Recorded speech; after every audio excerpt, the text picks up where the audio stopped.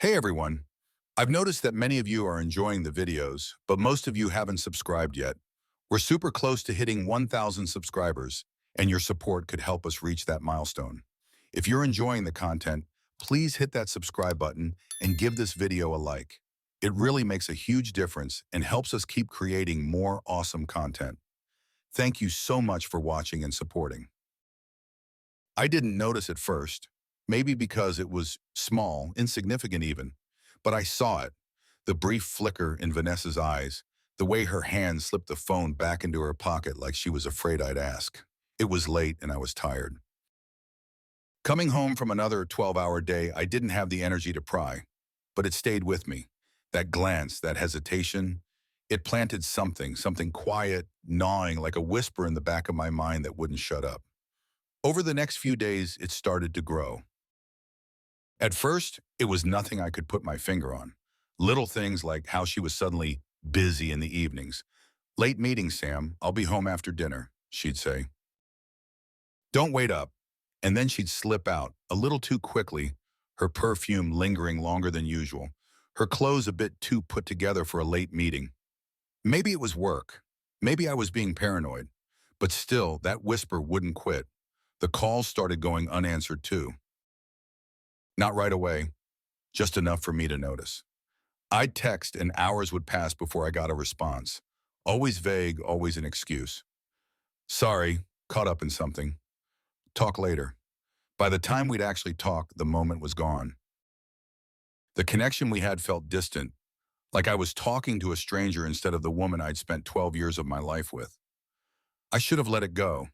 Maybe I was overthinking, but the more I told myself that, the louder the doubts got. They started keeping me up at night, running circles in my head, questions I couldn't answer. Why was she so distant? Why did our conversations feel so hollow, like there was something missing? I tried to rationalize it. Maybe it was me. Maybe work was taking its toll. I'd been busier than usual. Maybe that was the reason she seemed disconnected. But no matter how much I tried to convince myself, I knew something was wrong. We had friends over one weekend. Vanessa played the part, laughing, talking, acting like everything was fine. But I saw the way her smile didn't quite reach her eyes, how she avoided being too close to me. Even the way she stood next to me felt off. When I tried to wrap my arm around her waist, she subtly shifted away, as if my touch made her uncomfortable. The people around us didn't seem to notice, but I did. It was there in the way her gaze lingered on the guests, but never on me. As the evening went on, she became more animated, talking with our friends, making jokes, but I couldn't shake the feeling that I wasn't really in the room with her anymore. I watched as she poured herself another glass of wine and laughed at some story I didn't quite catch. When she looked at me, her eyes slid past like I was just part of the background, invisible. That night, after everyone had left, I found myself staring at the ceiling while she lay beside me, already asleep, or pretending to be. The bed felt like a battlefield between us, miles of cold sheets separating us. The scent of her perfume, the way it had lingered a little too long earlier, gnawed at me. A vague smell of something that didn't belong hung in the air. The sheets were disheveled, not in the way they usually were when we'd crawl in after a long day. This felt different, wrong, like someone else had been there. I lay there, thoughts racing, stomach turning. The doubts weren't whispers anymore. They were screams. Every unanswered question, every late-night meeting, every look that wasn't quite right, it all started clicking into place, forming a picture I didn't want to see. But I knew. Deep down, I knew what this was. My gut had been trying to tell me for weeks, and now I couldn't ignore it anymore. The next day, she left early. "Gym, and then I'll grab lunch with some friends," she said, barely looking at me. She was out the door before I could even respond, her purse slung over her shoulder with that same ease, like she couldn't get away fast enough. I walked into the bedroom. The scent hit me again, faint but undeniable. And then I saw it, the sheets crumpled, twisted, as if someone had rolled around in them. My chest tightened. I don't remember what I was thinking exactly. I just felt cold, numb. Something snapped inside me that day. I could have confronted her. I could have sat her down and asked her straight out. But what was the point? If she was lying, she'd deny it. If she wasn't, well, I wasn't ready to hear that truth. I needed proof. I needed to know exactly what I was dealing with. So I did something I never thought I'd do. I bought cameras, small ones. The kind you could hide anywhere and no one would know. I spent the rest of that weekend installing them. Bedroom, living room, hallway, everywhere she might go when I wasn't home. It felt like a violation, but I told myself I had no choice. I had to know. I couldn't keep living in this limbo, questioning every word, every look. It didn't take long for the truth to show itself. Monday night, I was late getting back from work. Another meeting that ran longer than expected. By the time I got home, Vanessa wasn't there. I checked the cameras, my heart pounding in my chest, my hands shaking as I clicked through the footage. The first man showed up around 7 o'clock. Tall, muscular, his face smug as he walked into my house like he owned the place. He didn't even knock. Vanessa let him in, smiling like she'd been waiting all day for him. 5 minutes later, another one arrived, then another. I felt sick. My throat tightened, and I thought I might throw up. But I kept watching. I watched as they made their way upstairs. I watched as they laughed, as Vanessa kissed them, one after another. My wife, the woman I had loved, shared my bed with them like I didn't even exist. They took turns with her, one after another, and she enjoyed it, every second. The sounds, the laughter, the way she moved. There wasn't a single ounce of regret, not a single hesitation. I don't know how long I sat there staring at the screen, numb, and cold. My mind couldn't wrap itself around what I was seeing. It was surreal, like watching someone else's life unravel. But it wasn't someone else. It was mine. My marriage, my home, my trust, all of it shattered in front of me. When I finally turned off the footage, something inside me broke. The doubts, the whispers, they were gone. Replaced by a sharp, clear rage. I wasn't the fool anymore. I wasn't the one grasping at straws, trying to figure out what was wrong. Now I knew. Vanessa had ruined everything, and she had no idea what was coming. The next morning, I woke up with a clarity that cut through the haze of shock. The footage from the night before haunted me, images I couldn't unsee, sounds that echoed in the back of my mind. I had watched every second of it, let every laugh, every touch etch itself into my brain. I needed to. I needed to absorb it all because, from this point on, there would be no more denial, no more questions, just truth. Vanessa came home that day like nothing had changed. She moved through the house with a casual grace, her smile easy, her voice light. I watched her like a predator watches its prey, studying every move, every word. It was chilling how easily she lied to me. She talked about her day, asked me about mine, and all I could think about was the man who'd kissed her neck only hours before, right where I now saw a faint bruise she hadn't bothered to cover. The rage simmered beneath the surface, but I didn't let it show. Not yet, not until I was ready. I was a man now operating on two levels. The one she saw, the husband pretending to carry on as if everything was fine, and the one she couldn't see, the one plotting her downfall. I couldn't just sit and wait for the next betrayal, the next lie. So I took action. That evening, while Vanessa was at the gym, or wherever she was going these days, I searched through her things. I started with her phone. Locked, of course, but she was careless with her passcodes. I remembered watching her input it once at dinner, a small detail that felt unimportant at the time, but now held the key to the truth. I guessed correctly on the third try. Her messages were flooded with texts from names I didn't recognize, some benign, others cryptic. The conversations were just vague enough to not be incriminating outright, but my stomach turned as I pieced together the meaning behind them. One thread in particular caught my attention. A string of messages from someone labeled K. I scrolled through, my pulse quickening as I read, K. Thursday still good? Same place? Vanessa. Yeah, can't wait. I'll be there early this time. There was nothing else. It didn't need to say more. I knew what it meant. The cold rush of betrayal hit me again, but I pushed it down. I had expected this. I needed more than text. I needed to find a way to confront her without tipping my hand too early. I kept digging. The gym bag she always took with her was next. The smell of perfume mixed with something else, something musky, unfamiliar. I unzipped the main compartment and found a change of clothes, but nothing out of the ordinary. It wasn't until I reached into the side pocket that I found what I was looking for, a pack of condoms. I stood there holding it in my hand, feeling my blood pressure spike. It was like confirmation, proof that everything I suspected was real. Still, I wasn't surprised, just more disgusted. When she came home later that night, she kissed me on the cheek, oblivious to the fact that I had just been rummaging through her life, her lies.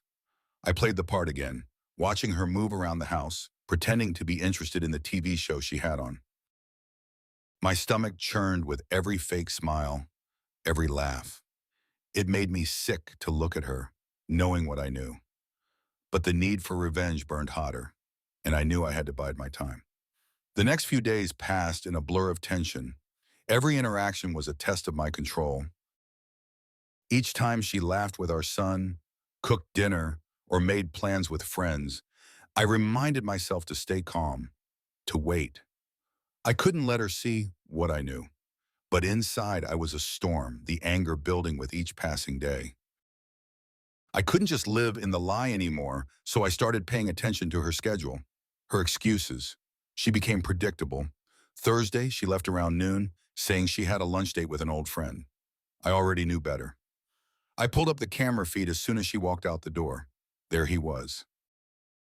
Kay. He wasn't just a random fling. It was Kyle, our son's basketball coach. I felt my knuckles go white as I gripped the edge of the desk, staring at the screen. Of course, it was him. I remembered the way he smiled at Vanessa during games, the casual touches that seemed innocent at the time, but now felt like knives twisting in my back. How had I been so blind? They didn't waste any time. Within minutes, they were in my house. My house. Laughing, talking like old lovers while I sat here watching. He kissed her, and I had to look away for a second, the bile rising in my throat. But I couldn't stop. I couldn't look away for long because I needed to see every second of this. I needed to feel every second of this betrayal. It was methodical, almost routine. They moved upstairs and the sounds, God, the sounds, they seared into my brain. The way she said his name, the way she touched him. It was like I was nothing, like everything we had meant nothing to her. The bed creaked, the same bed we'd shared for years. A bed where our son had slept between us when he was a baby. And now it was theirs. I don't know how long sat there, frozen, watching the screen. But when it was over, something inside me snapped. I wasn't sad anymore. I wasn't shocked. I was done. I spent the next few days detached, mechanical. I avoided Vanessa as much as I could, letting her think I was busy with work or too tired to talk. I gave her space to continue her charade while I worked on mine. The proof I'd gathered wasn't enough. I needed to make this bigger, more destructive. I started keeping track of her schedules, piecing together a pattern. Tuesdays, she was always meeting the girls. But I knew that was another lie. Your mom. I followed her once. She drove to a cheap motel on the other side of town, and I watched as she met another man there. Someone I didn't recognize this time. She had no limits, no shame. It all blurred together, the lies, the excuses, the secrets she thought she was keeping. But I had them all. I recorded everything. Days and nights of footage, conversations, texts, every detail of her life meticulously documented. I wasn't just gathering evidence. I was building a case that would ruin her. I confronted her once just to see what she would say. It was subtle, almost playful on the surface. "You're gone a lot these days," I said one night over dinner, watching her closely. She barely looked up from her phone, a dismissive smile on her lips. "It's been busy, you know? Work, friends. It's just how things are right now." I nodded, biting back the urge to scream. "Sure." Just seems like we don't spend as much time together anymore. She glanced at me then, something flickering in her eyes, but it was gone before I could read it. We'll make time, Sam, don't worry. It was the same lie she'd been feeding me for months, and I knew then that she didn't care. She wasn't even trying to hide it anymore because she thought I was too blind, too stupid to figure it out. She thought she had me fooled, and that's what kept me calm. That's what kept me from exploding right there at the dinner table. I had everything I needed now. The texts, the footage, the motel visits, the condoms. It was all there, a perfect storm waiting to destroy her. I was ready to pull the trigger, but I had to make sure it was perfect. Vanessa wouldn't see it coming until it was too late. I would expose every lie, every betrayal, and leave her with nothing. As the days passed, my resolve hardened. I stopped feeling anything for her. The love I'd once had was gone, replaced by a cold, calculated rage. I was numb to her now. When she kissed me goodnight or laughed at some joke on TV, it didn't hurt anymore. It was just fuel for the fire that was burning inside me, pushing me toward the moment when I would finally take my revenge. And that moment was coming soon. After the betrayal had fully settled into my bones, I spent days in the house, replaying the footage in my mind. Every laugh, every kiss she shared with them, it all burned me from the inside.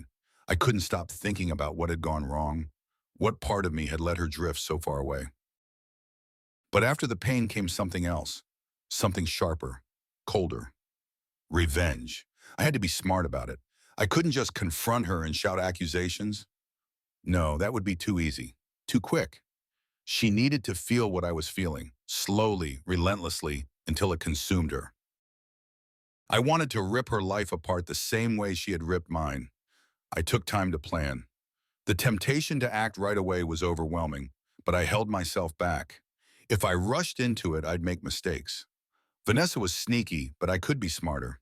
I would catch her off guard. It had to be perfect. Each night after she went to bed, I stayed up late, thinking of ways to dismantle her life. I wasn't just looking for justice. I wanted destruction. Something that would leave her broken beyond repair. I began researching lawyers, digging into divorce laws, gathering every scrap of information I'd need to bury her. I wanted full custody of our son, complete control over the house, and every piece of leverage I could muster. Then it happened. I came across something I hadn't expected, something that shifted everything. As I was going through her laptop, one of the last places I hadn't yet searched, I found an email chain that wasn't just about the affairs. It was worse. Vanessa had been embezzling money from her job. Thousands of dollars siphoned off over months. The emails were coded, cleverly hidden under fake names and invoicing details, but it was clear what she had been doing. For a moment, I just stared at the screen, shocked. The affairs had been bad enough, but this was something far worse. I felt a mixture of disgust and opportunity stir inside me. Her affair wasn't just a personal betrayal, it was a crime now. I had more than enough to ruin her completely. I leaned back in my chair, a dark smile creeping across my face. This was it. I had her exactly where I wanted her. If I played my cards right, I could ruin her reputation, take her career, her dignity, everything. I didn't need just to divorce her anymore. I could destroy her professionally too, and make sure she never recovered. I sat there for hours, mapping out my strategy. The divorce had to be flawless. The embezzlement had to come to light at the right moment, and her affairs had to become public in a way that would strip her of any sympathy for it. Every move had to be calculated. Vanessa thought she had hidden everything so well, but I saw through it all.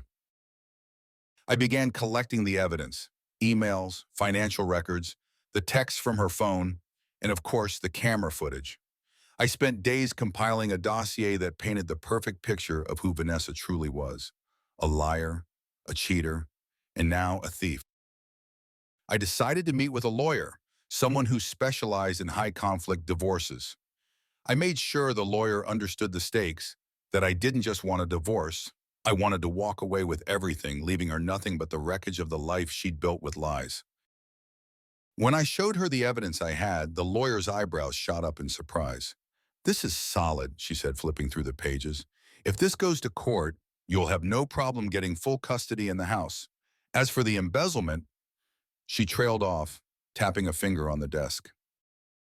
I could see the wheels turning in her mind, the same way they'd been turning in mine. "This will destroy her career," she said flatly. "That's the point," I replied, my voice cold. The lawyer smiled, but it was the kind of smile that sent a chill down your spine. "Well, we can certainly use this to our advantage, but we need to be careful. If she gets wind of what's coming, she might try to flip the narrative.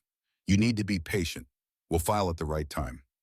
That was fine by me. Patience was something I had learned well in the past weeks. I began to gather even more evidence. I traced her movements, watching her through the cameras, following her when she thought I was working late. The men came and went from our house like it was their playground, all while she smiled at me over breakfast and kissed our son goodnight.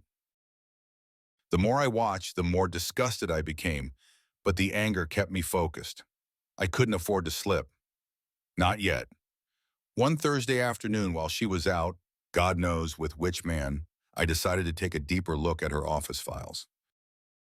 I managed to access her company laptop where I found even more damning evidence. Bank transfers, false invoices, fake clients she had made up to funnel money into a secret account. It was all there, a treasure trove of incriminating data. I copied everything onto a flash drive, knowing this would be the final nail in her coffin. This wasn't just a domestic scandal anymore. This was fraud. If her company found out, they'd fire her immediately. There would be no sympathy, no room for her to manipulate her way out of this one. As I drove back home, my mind raced with possibilities. The embezzlement was bigger than I'd thought, and I realized I could go beyond just ruining her socially. I could have her prosecuted. Jail time wasn't off the table, not with the amount she'd stolen, but I had to be careful. This new information meant adjusting my plan. The timing had to be perfect, or I'd lose the chance to bring her down in one calculated strike. I couldn't confront her outright. She'd have too much time to cover her tracks. No, this had to be public, explosive. I wanted her to lose everything at once. I started leaking bits of the affair to a local gossip blog. Nothing too explicit yet, just enough to make whispers circulate in our social circle. The blog ran a story with a few blurry photos, Vanessa leaving a motel, holding hands with a man that wasn't me. It was just the beginning, but I could already see her reputation starting to crack.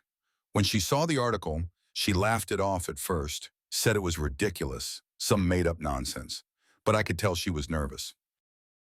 She started checking her phone more, making excuses to leave the house for sudden meetings or errands. I could see the tension building in her as if she felt the ground starting to shift beneath her feet. I let the pressure build, slowly, quietly, until she wouldn't know what hit her. And then came the unexpected wrinkle. It was a few weeks into my plan, and I was watching another one of her rendezvous with Kyle, the basketball coach, when something on the camera feed caught my attention. Kyle wasn't just some fling. He was talking to her about money, large amounts of it, and not in a casual way. The conversation was muted, but I could tell from their body language that something bigger was happening here. I turned up the volume and caught a snippet. "Transfer went through last week. We can use the same account if you want, but we need to be more careful." My stomach tightened. This wasn't just an affair. Kyle was part of her scheme, helping her launder the stolen money. That changed everything. I realized this wasn't just about betrayal anymore. Vanessa was tangled in something deeper, something criminal. And now, so was Kyle. A slow smile crept across my face. This new information was gold. Not only would I ruin her, but I could take down Kyle too. The coach our son looked up to. The man who thought he could walk into my house and take what was mine. This was perfect. I spent the next few nights refining my plan.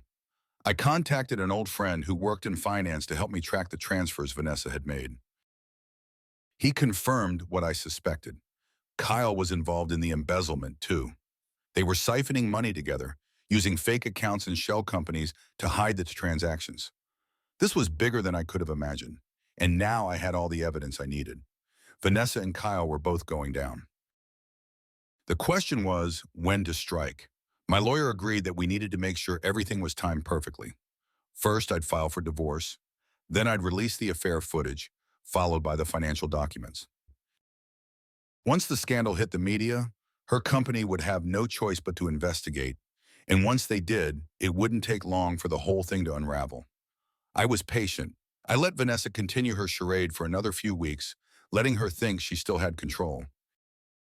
She laughed, she flirted, she went about her life as if nothing was wrong, while I waited for the perfect moment to tear it all apart. Finally, I was ready. The day I would destroy her life forever had come. I was ready. Everything was in place. The evidence, the timing, the perfect storm that would come crashing down on Vanessa's life. All I had to do was pull the trigger. But I wasn't rushing. This needed to unfold with precision. Too fast, and I'd lose control. Too slow, and I'd give her time to wriggle free. It had to be exact. The divorce papers were the first step. My lawyer filed them quietly, making sure Vanessa wouldn't hear about it until the moment was right. Once the papers were in motion, I set the next piece in place, the affair footage. I had hours of it, disgusting scenes of her with Kyle, with the others. The media would salivate over it. I reached out to a contact at a local news outlet, someone who knew how to handle delicate matters like this. Anonymous tips, scandal leaks. The type of stories that could ruin someone in a single day. We agreed on a timeline, and I handed over the footage, making sure it would release the same morning Vanessa received the divorce papers. That would be the knockout punch. She'd wake up to her life in flames. The financial records came next. I sent them to her employer, anonymously, of course. There was no rush for that one.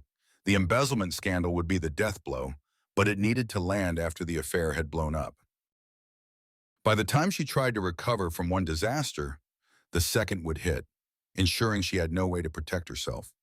It felt methodical, almost cold, the way I was moving through the motions. But I didn't feel guilt, not anymore. Vanessa had killed any part of me that would have hesitated. I didn't want her to suffer a little. I wanted to destroy her, to make her life as unbearable as she had made mine. The morning came quickly. I barely slept the night before, adrenaline buzzing in my veins as I lay in bed next to Vanessa, pretending everything was normal. She drifted off easily, oblivious to the hurricane about to tear her life apart. I watched her breathe, steady and calm, while I counted the hours. At 8 a.m., the first strike hit. Her phone buzzed on the nightstand, waking her up with a groggy stretch. I watched her face as she glanced at the screen, blinking in confusion at the number of notifications pouring in. She sat up, scrolling through her phone, her brow furrowing deeper by the second. Then it hit her. The local blog had already posted the story, photos of her at the motel with Kyle, grainy but unmistakable. "Sam," she said, her voice tight with confusion, "have you seen this? They're saying this isn't true." I didn't respond.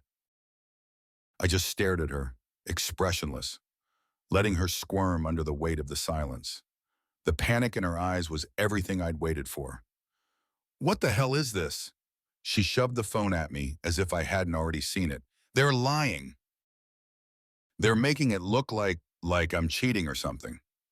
I took the phone from her and scrolled through the article, feigning surprise. "It does look bad, Vanessa." Her eyes widened. "You don't believe this, do you?" I shrugged, standing up from the bed, feeling the cold satisfaction seep into my bones. "I don't know what to believe anymore." She sat there stunned, her mind racing to process everything. She didn't know it yet, but this was only the beginning. The divorce papers would be delivered any minute, and her employer would soon have everything they needed to open an investigation into the missing money.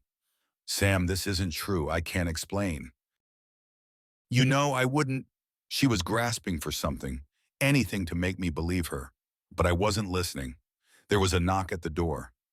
Vanessa froze, eyes darting toward the sound. I smiled, just barely, and walked toward the front of the house. "I'll get that," I said, my voice calm, steady.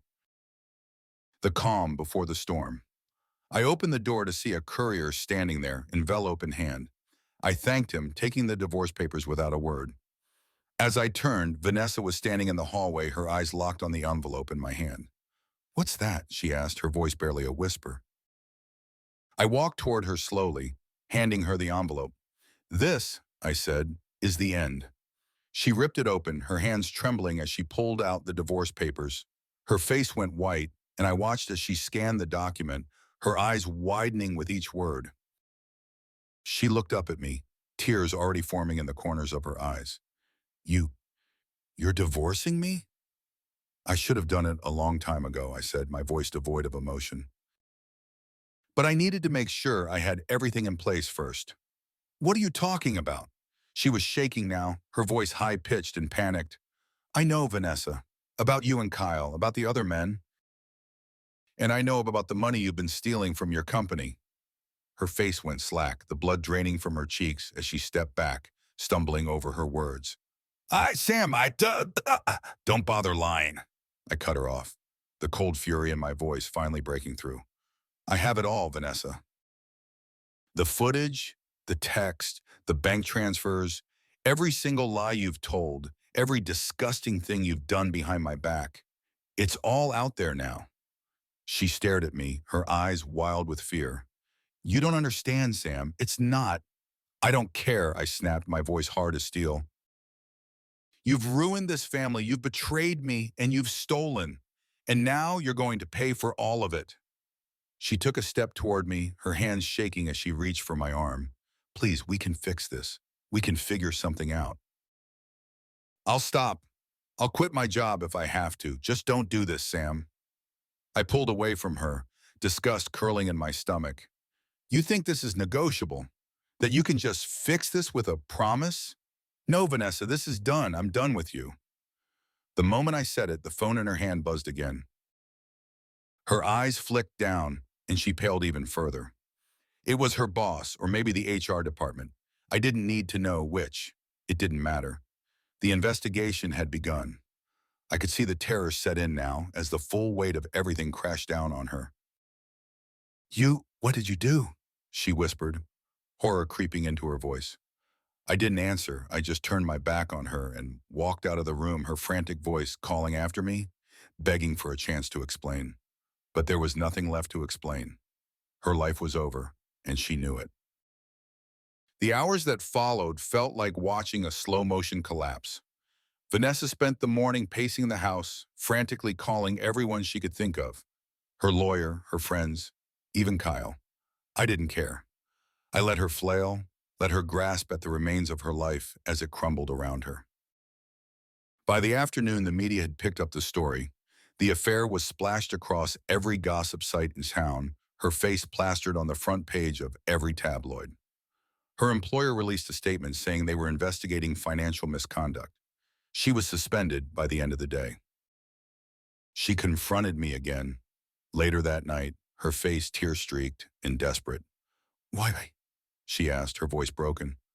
"Why are you doing this to me?"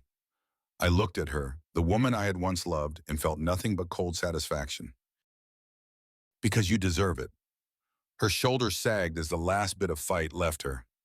She knew she had lost. There was nothing left for her now. No joy, no reputation, no family. Just the ruins of what she had destroyed herself. I watched her crumble, and for a brief moment, I felt a sense of triumph. She had betrayed me and I had destroyed her. But as I stood there, watching the devastation unfold, I realized something else. The victory felt hollow. Yes, I had won. I had taken everything from her, but the cost had been steep. Something inside me had broken too. There was no going back from this. I left the house that night, walking out into the cold darkness, the weight of my actions settling deep in my bones. Vanessa's life was over, but so was mine in a way. There was no peace here, only the echoes of betrayal and the wreckage we both had caused. And as I walked away from the life I had once known, I couldn't help but wonder if the revenge had been worth it after all. Vanessa sat across from me at the dining table, her face pale and drawn, the weight of everything finally sinking in. The past week had been a blur of scandals, phone calls, and closed-door meetings. She had spent hours pleading with me, begging for a chance to explain, to fix what couldn't be fixed. But there was no fixing this. I had set everything in motion and now it was too late to stop. We hadn't spoken much since the divorce papers were served. She had barely left the house, her once carefully curated appearance slipping into something desperate and undone. The media frenzy over the affair was bad enough, but the embezzlement had sealed her fate. Her company had launched a full-scale investigation, and her position there was all but finished. All that was left was the fallout. "I didn't mean for it to get this far," she whispered, her voice barely audible. Her hands trembled as she clutched her coffee cup, her knuckles white. I made mistakes, but it wasn't supposed to be like this." I watched her, cold and detached. "You brought this on yourself." She flinched at my words, but I felt nothing. Her tears didn't move me.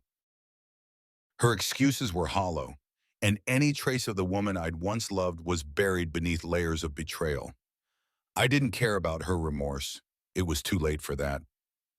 "I know you hate me," she continued, her voice cracking.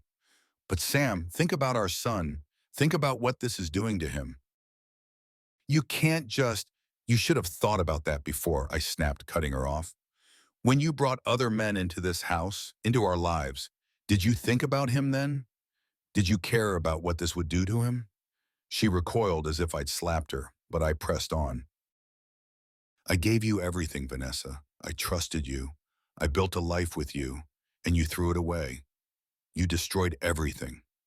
"I didn't mean to destroy us," she said through choked sobs. "It got out of control. You couldn't stop?" I leaned forward, my eyes locked on hers, the fury that had been simmering for months finally breaking the surface. "You didn't want to stop. You didn't care enough to." She dropped her head, the weight of my words pressing down on her. The silence that followed was thick with the tension that had been building for weeks. I could feel it in the air, crackling between us like a live wire. "What do you want from me?" she whispered, her voice barely holding together. "What do you want me to do?" I stood up, towering over her as I walked around the table, circling her like a predator, sizing up its prey. "I want you to face what you've done," I said coldly. "I want you to feel the consequences of every lie, every betrayal. I want you to lose everything, just like I did." Her shoulders slumped, and she wiped at her tear-streaked face with shaking hands. She knew what was coming next. The final blow was inevitable. All inevitable, and she was powerless to stop it. The phone on the table buzzed again. Vanessa stared at it like it was a grenade waiting to explode. She didn't pick it up, didn't need to. She knew what it meant. Another call from her employer, another reminder that her career was slipping through her fingers, just like everything else in her life.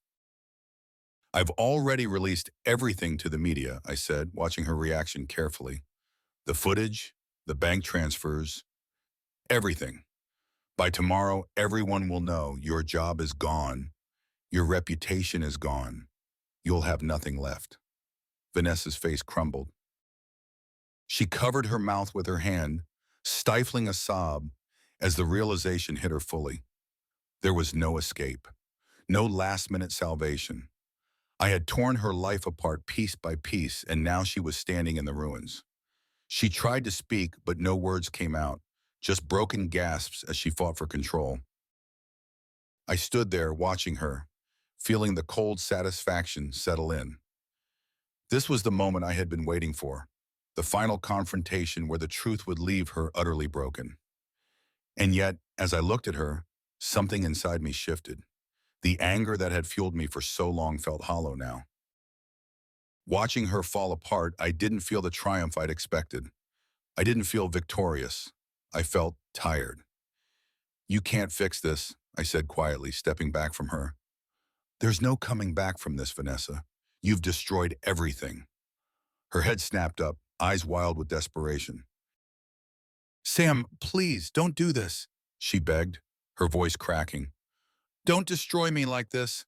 I'll lose everything." I stared at her for a long moment, the silence stretching between us like a chasm. The rage I'd carried for months felt distant now, replaced by something emptier, something colder. I had done what I set out to do. I had taken everything from her. And yet, I wasn't sure it was enough. I turned to leave, my mind racing with thoughts I didn't want to entertain. But as I reached the door, she spoke again, her voice barely above a whisper. "You're not the same man anymore, Sam," she said, her words piercing through the quiet. "This revenge, it's changed you."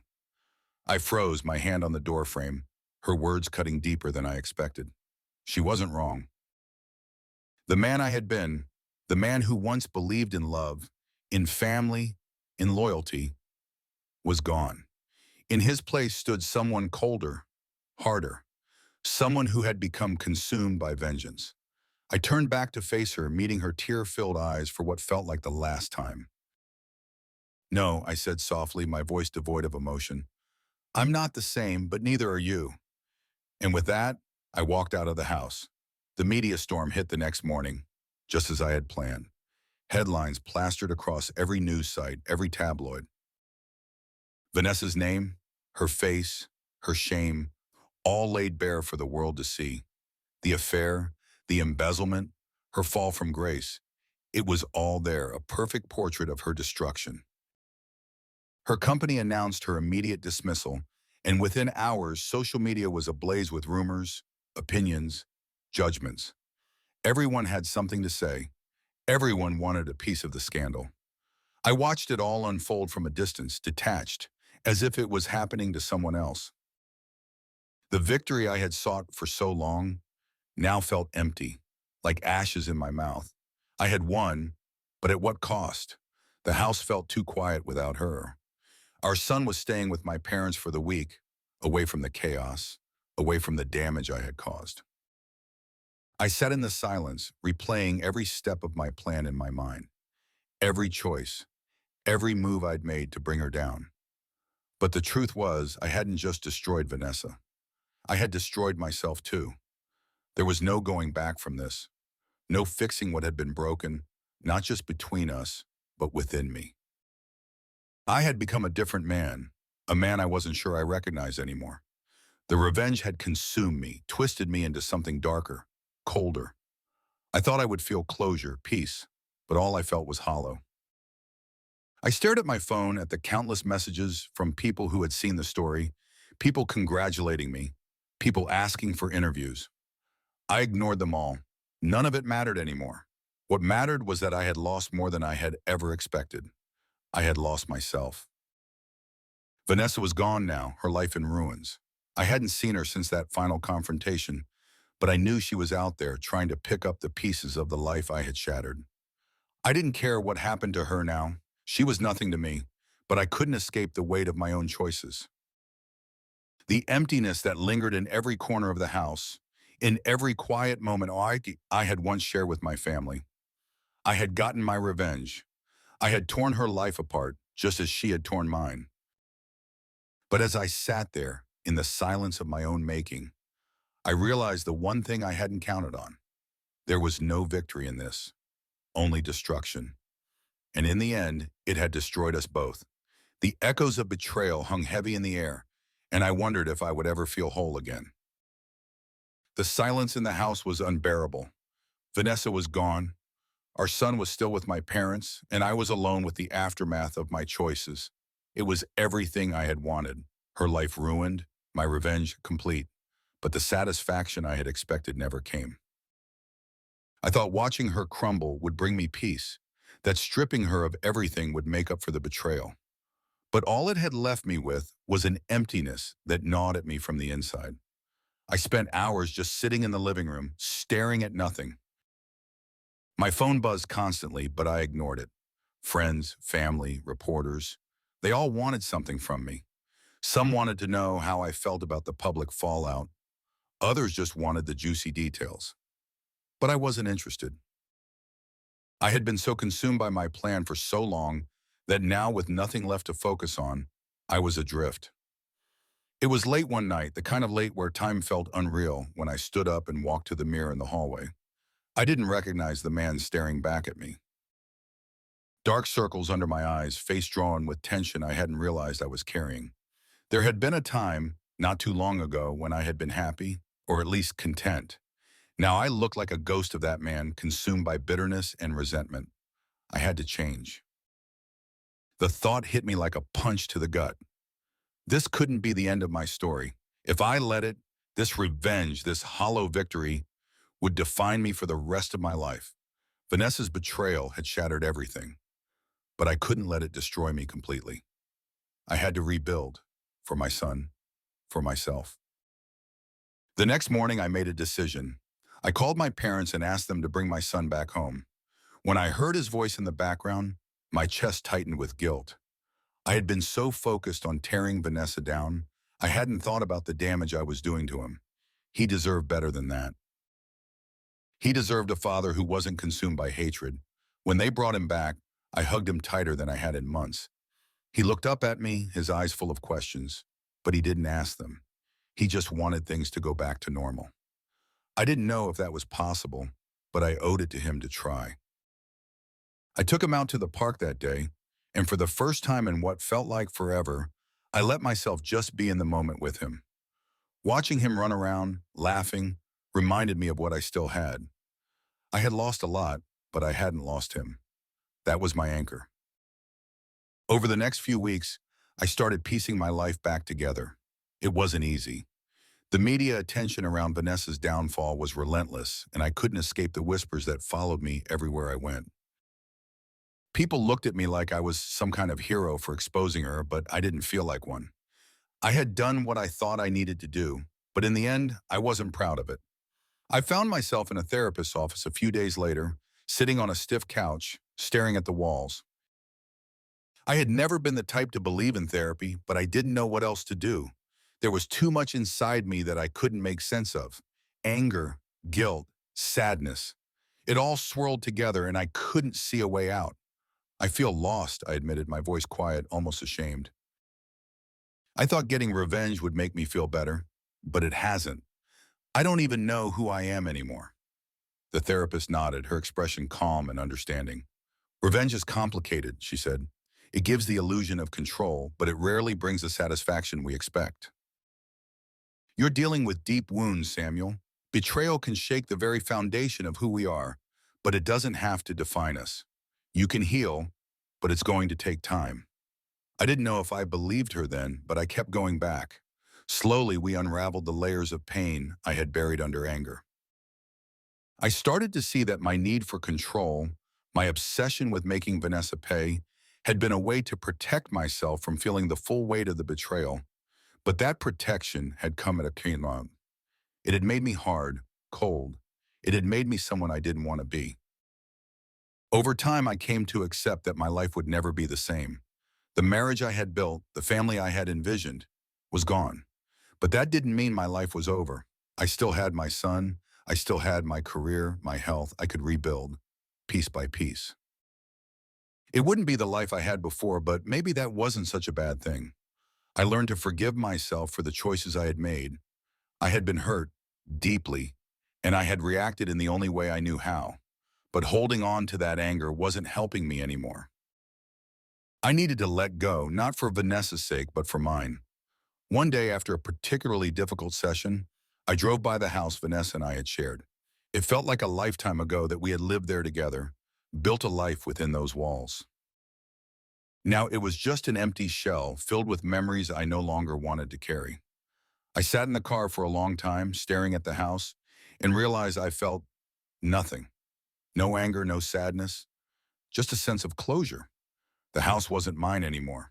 I wasn't the man who had lived there either. I was someone new. In the months that followed, I focused on moving forward. I spent more time with my son, rediscovering the bond we had always had, but that had been strained during the chaos.